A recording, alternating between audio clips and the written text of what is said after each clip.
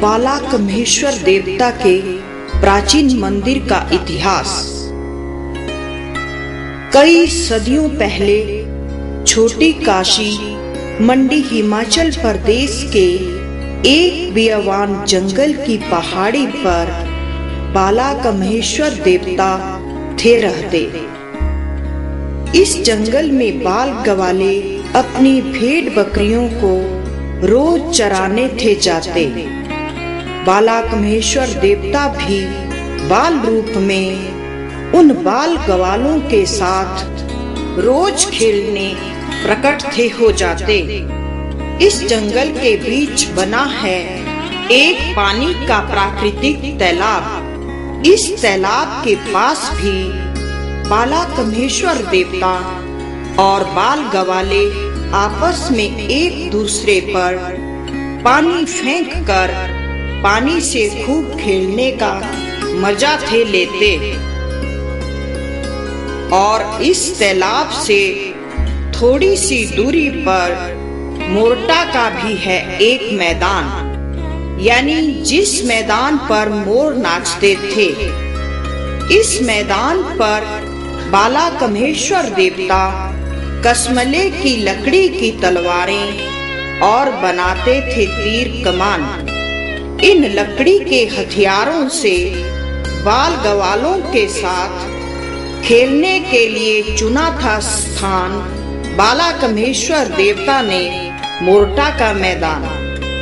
बाल गवालों से कहते, आओ हम सब इन लकड़ी के हथियारों के साथ आपस में खूब खेलने का आनंद ले लेते, फिर बाद में तुम इन बकरियों को चरा लेते।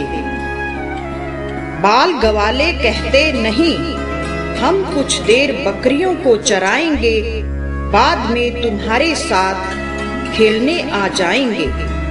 अगर हमारी एक भी बकरी गुम हो पाई तो माता पिता शाम को कर देंगे हमारी पिटाई। घर पहुंचते ही सब बकरियों की माता पिता करेंगे गिनाई, कहेंगे एक बकरी तुमने कहाँ गुम करवाई।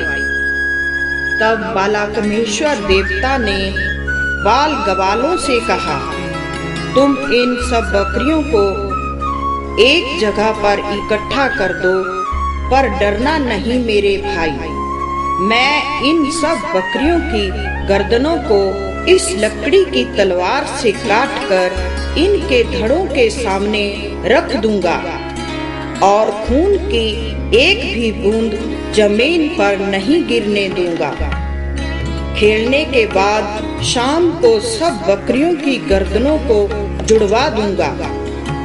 तब बाल गवाले बालाकम्हेश्वर देवता से उन लकड़ी के तीर कमान और तलवारों के साथ खूब खेले।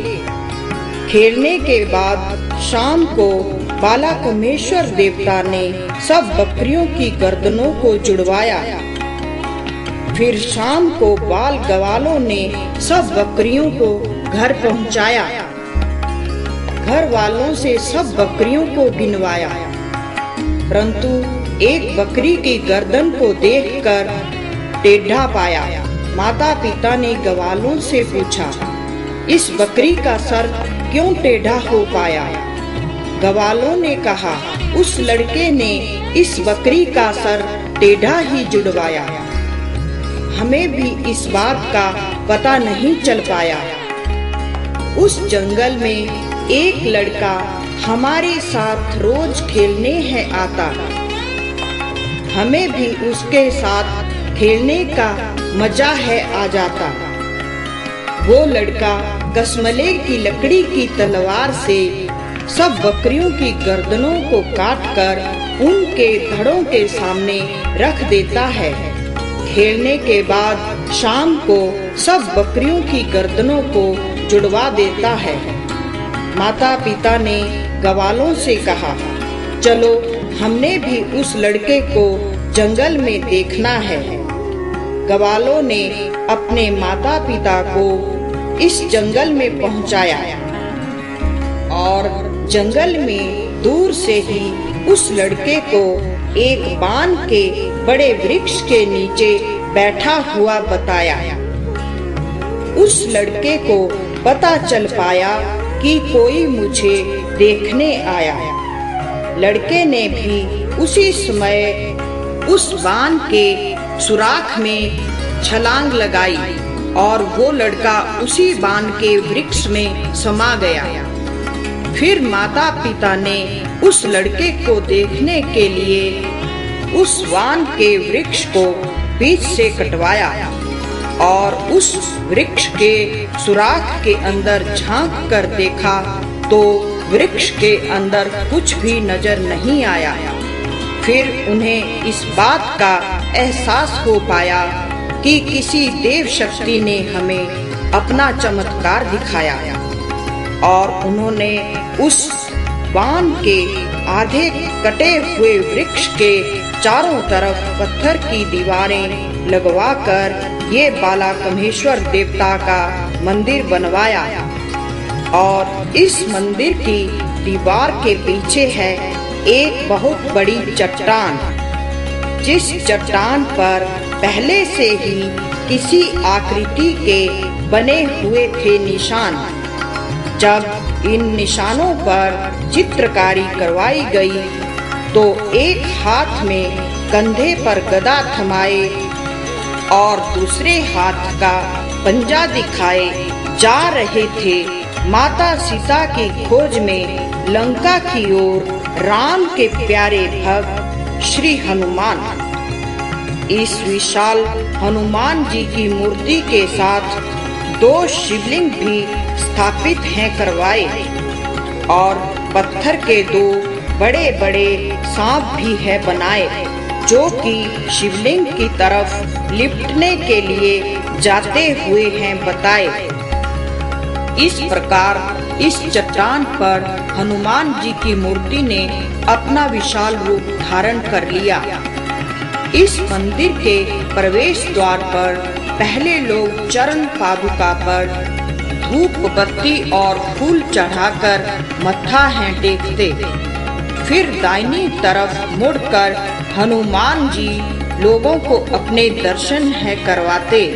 इस विशाल मूर्ति के सामने भी लोग धूप बत्ती फल फूल और दक्षिणा चढ़ाकर तथा मत्था टेक कर संकट मोचन से ये विनती है करते, हे प्रभु तुम ही सभी भक्तों के दुखों को है हरते। बालाकम्हेश्वर देवता भी शिव ही हैं, इसलिए इस मंदिर में शिव की मूर्ति को स्थापित है करवाया और बालाकम्हेश्वर देवता ने सब बीमारियों को अपना बंदी है बनाया। जिस पर क्रोधित हो गए वहाँ पर बीमारी को है इन्होंने भिजवाया। जो इनके दर पर मन्नत लेकर मत्था टेकने आया उनके शरीर में छुपी हुई बीमारियों को तुरंत बालाकम्हेश्वर देवता ने अपना बंदी है बनाया और अपने सभी भक्तों को बीमारियों से है बचाया। बालाकम्हेश्वर देवता के मंदिर के इस स्थान की पहाड़ी को तभी तो देवधार के नाम से जाना जाता है। बालाकम्हेश्वर देवता बाल रूप में उन बाल गवालों के साथ इस जंगल में रोज खेलने थे आते, इसलिए बालाकम्हेश्वर देवता नाम से हैं ये कहलाते।